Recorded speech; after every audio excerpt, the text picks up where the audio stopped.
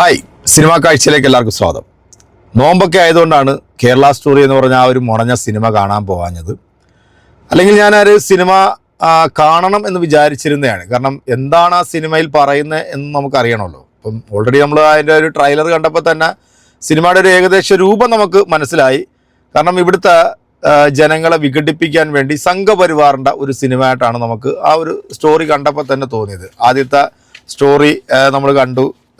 കേരളത്തിലെ ജനങ്ങൾ അത് പുറംകാലുകൊണ്ട് ചവിട്ടി ദൂരെ കളഞ്ഞതുമാണ്. പക്ഷേ വളരെ സന്തോഷമുള്ള ഒരു വാർത്ത എന്ന് പറയുന്നത്, ഇപ്പം ഈ സിനിമ കോടതി വിധി നിൽക്കുമ്പോൾ പോലും ഇതിൻ്റെ അണിയറ പ്രവർത്തകർ സിനിമ തിയേറ്ററിൽ റിലീസ് ചെയ്തിട്ടുണ്ട്. പക്ഷേ കേരളത്തിലെ എല്ലാ തിയേറ്ററുകളിലും ഇല്ലെങ്കിലും ചില തിയേറ്ററുകളിൽ ഈ സിനിമ പ്രദർശിപ്പിക്കുന്നു. അതായത് കേരളത്തിലെ ജനങ്ങളെ അപമാനിക്കുകയും കേരളത്തെ അധിക്ഷേപിക്കുകയും ചെയ്യുന്ന ഈ ഒരു സിനിമ പ്രദർശിപ്പിക്കുന്ന തിയേറ്റർ ഉടമകൾ കേരളത്തിനെതിരാണ്, കേരളത്തിലെ ജനങ്ങളുടെ വികാരത്തിനെതിരാണ് എന്ന് മാത്രം നമ്മൾ മനസ്സിലാക്കിയാൽ മതി. അതുപോലുള്ള തിയേറ്ററുകൾ, സിനിമ ആസ്വദിക്കുന്ന ആളുകൾ ഇതുപോലുള്ള തിയേറ്ററുകൾ ബഹിഷ്കരിക്കണം. അതാണ് ആദ്യം ചെയ്യേണ്ടത്. കാരണം യുവമോനെ പോലുള്ളവർക്കൊക്കെ പണി കൊടുക്കേണ്ടത് അങ്ങനെയാണ്.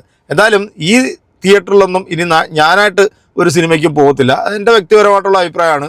ഇങ്ങനെയുള്ള തിയേറ്ററുകളിലും അത് ഏത് നടൻ്റെ ആയിക്കോട്ടെ, അതുപോലുള്ള സിനിമാ തിയേറ്ററുകളിൽ ഞാനിനി പടം കാണില്ല എന്നുള്ളൊരു തീരുമാനം ഞാൻ എടുത്തിട്ടുണ്ട്.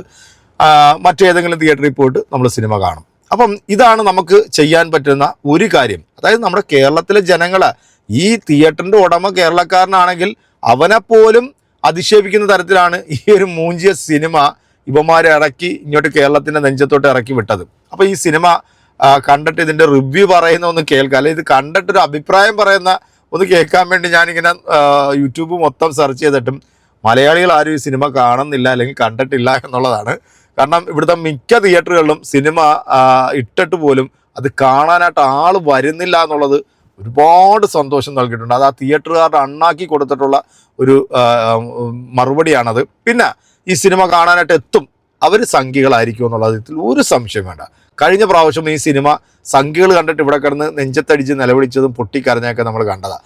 അപ്പോൾ ഈ സിനിമ കണ്ടിട്ടുള്ള നോർത്ത് ഇന്ത്യൻസ് ഉണ്ടല്ലോ, അതായത് നമ്മുടെ മലയാളികളെ എങ്ങനെയാണ് ഈ നോർത്ത് ഇന്ത്യയിൽ ചിത്രീകരിക്കുന്നത് എന്നുള്ളതാണ്. ആ ഓഡിയൻസിന് കേരളത്തിലെ ജനങ്ങൾ എന്താണെന്നോ കേരളത്തിലെ മലയാളികളുടെ ആറ്റിറ്റ്യൂഡ് എന്താണെന്നൊന്നും അവർക്കറിയില്ല. അവർ വിചാരിക്കുന്ന ഈ സിനിമ കണ്ടപ്പോൾ ഇതാണ് കേരളത്തിൽ നടക്കുന്നതെന്ന് കണ്ടിട്ട് കുറേ മരവാഴകൾ വന്നിട്ട് റിവ്യൂ പറയുന്ന എൻ്റെ പ്രിയപ്പെട്ടവരെന്ന് കേട്ടോ. It was a nice film and the story was also nice. के लिए लड़कियों के लिए बहुत अच्छा मैसेज मिला है उसमें. और जो एक्चुअल प्रॉब्लम है केरला में उसके ऊपर ही है. Story 2 देखकर आए हो, कैसी लगी? It was a nice film and the story was also nice. I liked it. I like it. And जिस तरीके से कॉन्सेप्ट दिखाया गया है लव जिहाद का, क्या लगता है एक्चुअल में एग्जिस्ट करता भी है? बिल्कुल करता है. हाँ मतलब करता है. पार्ट 1 देख रखा है केरला स्टोरी? हाँ जी देखा था मैंने.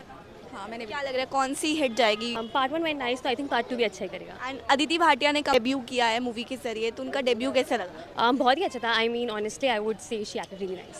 मैं तो उन्हें पहले से भी जानती हूँ, तो शी इज गुड. लगता है कि ये फिल्म नहीं एक प्रोपेगेंडा है? Not really. रेटिंग फिल्म को out of 5? 3.5 out of 5. 4. Movie कितनी ज़्यादा इमोशनल लगी और क्या लगता है एज अ गर्ल सबको देखनी चाहिए कि नहीं? See I would say personal choice के ऊपर है, but the movie was nice. यार आई थिंक सबको देखनी चाहिए. केरला स्टोरी 2 देखकर आए हो, कैसी लगी film? Yes, the acting was so good and the message was so useful. उसके लिए लड़कियों के लिए बहुत अच्छा मैसेज मिला है उसमें.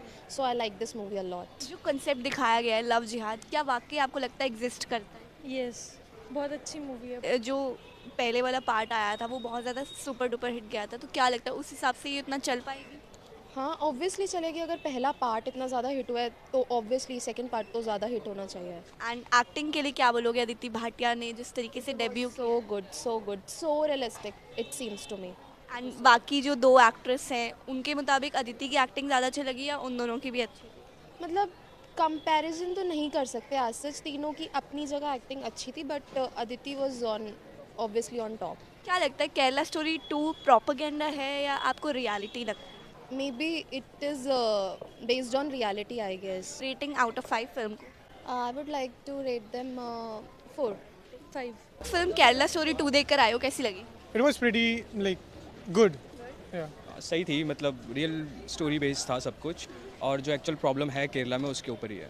ഇനിയിപ്പോൾ കൂടുതൽ കേൾക്കേണ്ട കാര്യമൊന്നുമില്ലല്ലോ. കേരള സ്റ്റോറി എന്ന് പറഞ്ഞത് ഈ ഒരു സിനിമ പ്രൊപ്പഗൻഡയാണോ എന്ന് ചോദിക്കുമ്പോഴത്തേക്ക് നോ, അത് പ്രൊപ്പഗൻഡയൊന്നുമല്ല. അത് കറക്റ്റ് കേരളത്തിൽ നടന്നിട്ടുള്ള. സത്യത്തിൽ ഈ സംഗീത് സ്റ്റോറി സിനിമ പടച്ചങ്ങോട്ട് വിട്ടിട്ട് കേരളത്തിൽ ആരും ഈ സാധനം മൈൻഡ് ചെയ്യുന്നില്ല. പക്ഷെ വടക്കേന്ത്യയിൽ പോലും ഭൂരിഭാഗം ആൾക്കാരും ഈ സിനിമയെ ബഹിഷ്കരിക്കുന്ന ഒരു കാഴ്ചയാണ് നമ്മൾ കാണുന്നത്. കാരണം ഇത്തരത്തിലൊരു പ്രൊപ്പഗണ്ട സിനിമ ഇവിടുത്തെ മനുഷ്യർ മടുത്തന്നേ. ബീഫ് വായി കുത്തിത്തിരിക, 25 വർഷം കഴിയുമ്പോഴത്തേക്ക് ഇന്ത്യ ഇസ്ലാമിക് സ്റ്റേറ്റ് ആയിട്ട് മാറുക, ഇങ്ങനെയുള്ള നറേറ്റീവായിട്ടുള്ള സംഭവങ്ങൾ സിനിമയിൽ കുത്തിത്തിരികി അപരമത വിദ്വേഷം പരത്തുന്ന ഈ ഒരു സിനിമ ഒരു പുതിയൊരു ജനറേഷൻ ഉണ്ട്, ന്യൂ ജനറേഷൻ. സത്യത്തിൽ ഈ റിവ്യൂ പറഞ്ഞതും ഈ റിവ്യൂ പറയിപ്പിക്കുന്നതും ഒക്കെ ഇവരുടെ ആളുകൾ തന്നെയാണ്. അല്ലാതെ ഇതിനകത്ത് വേറെ വലിയ അതിശോക്തിയൊന്നും നമുക്ക് ഇത് കാണുമ്പോൾ തോന്നുന്നില്ല. എന്താണെങ്കിലും ഈ ഒരു സിനിമ അത് ചാണാക്കുഴിയിലേക്ക് ജനങ്ങൾ ചവിട്ടി തള്ളി എന്നുള്ളതാണ്. കാരണം ഇതുപോലെ കേരളത്തെ അപമാനിക്കുന്ന ഒരു സിനിമ പ്രദർശിപ്പിക്കുന്ന കേരളത്തിലെ തിയേറ്ററുകൾ, അത് ആത്മാഭിമാനമുള്ള മലയാളികളാണെന്നുണ്ടെങ്കിൽ നിങ്ങൾ ആ തിയേറ്ററുകൾ ബഹിഷ്കരിക്കണം. നിങ്ങൾ ആ തിയേറ്ററുകളിലൊന്നും സിനിമ ഇനി കാണാൻ പോകരുത്. കാരണം ഇതുപോലുള്ള തിയേറ്റർ ഉടമകൾ, അല്ലെങ്കിൽ ഈ ഫിലിം ചേംബർ, മറ്റേ ചേംബർ, മറിച്ച ചേംബർ എന്നൊക്കെ പറഞ്ഞ് കുറേ സിനിമാക്കാരുണ്ടല്ലോ. നമ്മുടെ ഹാലെന്ന് പറയുന്ന സിനിമയ്ക്കകത്ത് ബിരിയാണി തിന്നുന്ന ഒരു സീൻ പോലും കട്ട് ചെയ്ത് മാറ്റിയുള്ള സെൻസർ ബോർഡ് മലയാളികളോട് കാണിച്ചിട്ടുള്ള അവഗണന, അത് മനസ്സിലാക്കാത്ത മരവാഴകളാണെന്നുണ്ടെങ്കിൽ മാത്രം നീയൊക്കെ സിനിമയ്ക്ക് പോവുക, സിനിമ കാണുക, നീയൊക്കെ ഇത് കണ്ടിട്ട് നിർവൃതി അടയുക എന്ന് മാത്രമേ എനിക്കെന്തായാലും ഈ ഒരു കേരള സ്റ്റോറി എന്ന് പറഞ്ഞ ഈ ഒരു മറ്റേ സിനിമ കുറിച്ച് പറയാനുള്ളൂ. അപ്പോൾ എന്തായാലും നിങ്ങളുടെ അഭിപ്രായം അറിയിക്കാം. അടുത്തൊരു വീഡിയോ നമ്മൾ വീണ്ടും കാണും. അതുവരേക്കും എല്ലാവർക്കും